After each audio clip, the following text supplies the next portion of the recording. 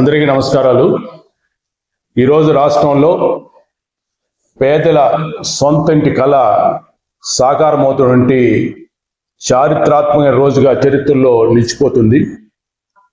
కూటమి ప్రభుత్వ అధికారంలోకి వచ్చిన తర్వాత గౌరవ ముఖ్యమంత్రి శ్రీ నారా చంద్రబాబు నాయుడు గారు ఈ రాష్ట్రంలో పేదలందరికీ కూడా సొంత ఇల్లు సమకూర్చాల్సినటువంటి ఒక మహా సంకల్పంతో ఆయన ముందు చూపుతో వ్యవహరించి ఈ 17 నెలల కాలంలోనే సుమారుగా 3 లక్షల పక్కా ఇళ్లను నిర్మించి ఈరోజు ఆయనే స్వయంగా పేదలకు ఇళ్ల తాళాలు అప్పగించేటువంటి చరిత్ర ఈరోజు సృష్టించారు.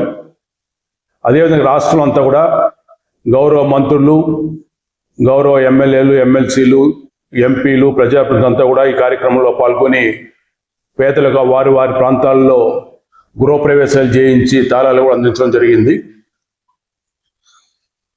ఈరోజు 3 లక్షల ఇళ్లను పూర్తి చేసి సామూహిక గృహప్రవేశాలకు ప్రభుత్వం శ్రీకారం చుట్టి ఒక కొత్త చరిత్ర దీని ద్వారా సృష్టించింది.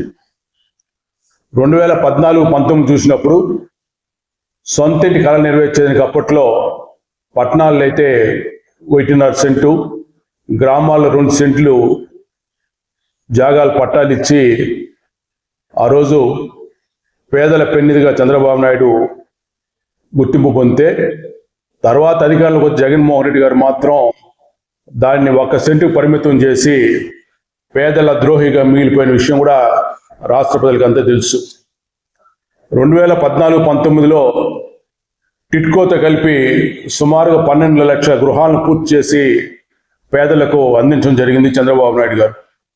జగన్మోహన్ రెడ్డి గారు అధికారంలోకి వచ్చిన తర్వాత 30 లక్షల ఇళ్ళు ఇస్తాం పేదలకు అని చెప్పి ప్రగల్భాలు పలికి అందులో కనీసం 5 సంవత్సరాల్లో 3 లక్షల ఇళ్ళు కూడా ఇవ్వకుండా ఒక కొత్త చరిత్ర సృష్టించినట్టు గనుడు జగన్మోహన్ రెడ్డి.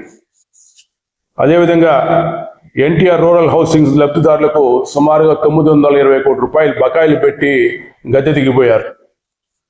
మేము ఇల్లు కాదు ఊళ్ళో నిర్మిస్తామని చెప్పి పెద్దగా స్టంట్లు కొట్టి మరి అక్కడ ఏమీ లేకుండా మరి నీటిలో మునిగిపోయే ప్రాంతాల్లో, గుట్లల్లో, ఏమాత్రం నివాసానికి యోగ్యం కాని ప్రదేశాల్లో మరి లేఅవుట్లు వేసి దాంట్లో ఒక భారీ దోపిడీ శ్రీకారం చుట్టారు జగన్మోహన్ రెడ్డి గారు. సుమారు 7,500 కోట్ల రూపాయలను ఆ ఒక్క సెంటు జాగా లేఅవుట్ల ద్వారా దోపిడీకి తెరతీసినటువంటి ప్రభుత్వం జగన్మోహన్ రెడ్డి ప్రభుత్వం. అయితే నేడు కూటమి ప్రభుత్వం ఇళ్లతో పాటుగా రోడ్లు, త్రాగునీరు, విద్యుత్తు, డ్రైనేజీ వంటి అన్ని మౌలిక సదుపాయాలు కల్పించి ఒక కాలనీలుగా తయారు చేసి ఈరోజు పేదలకు అందించడం జరుగుతూ ఉంది. ఇది కూడా మనం వాస్తవాలను మనం గ్రహించాల్సిన అవసరం ఎంత ఉంది.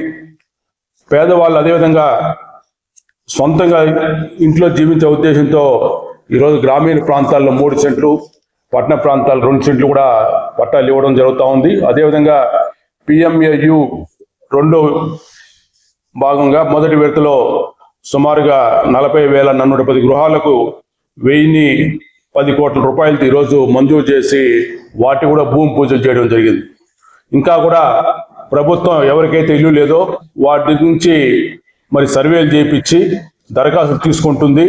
ప్రతి ఒక్కరు కూడా 2029 నాటికి ఈ రాష్ట్రంలో అర్హత ఉంటే ప్రతి ఇంటికి కూడా సొంత ఇల్లు ఇవ్వడానికి ప్రభుత్వం లక్ష్యంగా కూర్చుని పనిచేస్తానికి సందర్భం తెలియజేసుకుంటూ జగన్మోహన్ రెడ్డి ప్రభుత్వానికి, కూటమి ప్రభుత్వానికి ఉన్నటువంటి వ్యత్యాసాన్ని కూడా ప్రజలు గ్రహించాలని కూడా ఈ సందర్భంగా రాష్ట్ర ప్రజానీకానికి తెలియజేస్తూ, ఈ విధంగా పేదల సేవలు తరిస్తున్నటువంటి కూటమి ప్రభుత్వానికి, చంద్రబాబు నాయుడు గారికి పేదలంతా కూడా మరి ఆశీర్వాదాలు అందించి ఈ ప్రభుత్వానికి అండగా నిలవాలని చెప్పి సందర్భంగా తెలియజేసుకుంటూ, ఈరోజు ఎవరైతే 3 లక్షల మంది సొంత ఇల్లు గృహప్రవేశం చేసుకున్నారో వారికి అందరూ కూడా తెలుగుదేశం పార్టీ తరఫున హృదయపూర్వక అభినందనలు తెలియజేస్తున్నాం.